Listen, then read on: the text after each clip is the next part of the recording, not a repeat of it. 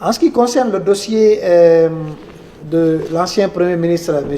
Elhadji Mamadou Cellou Dalein Diallo, mon collègue a déroulé tout à l'heure l'évolution de cette affaire. C'est pendant devant la chambre de l'instruction. L'un des actes qui a été posé dans cette affaire, c'est une commission rogatoire parce qu'aux dernières nouvelles, on avait appris que M. Dalein se trouverait à Dakar. Les juges ont entrepris une commission rogatoire à l'effet de commettre les juges sénégalais dans le but de procéder à l'inculpation de M. Cellou Dalein Diallo pour les faits de corruption, de détournement de deniers publics, de blanchiment de capitaux et d'enrichissement illicite. Nous attendons encore les résultats de cette commission rogatoire qui n'est pas encore revenue. De l'autre côté, plusieurs convocations ont été émises à l'adresse de M. Mamadou Cellou Dalein Diallo, mais qui n'a pas comparu. On ne sait pas pourquoi, parce que son domicile a été identifié. Les convocations par voie d'huissier ont été acheminées à ce niveau.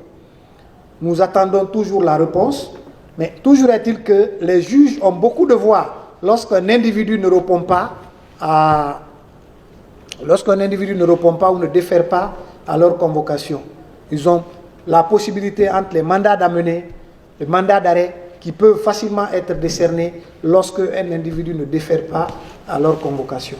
Et dans ce dossier, les gens pensent que c'est un dossier qui est fermé, il est ouvert.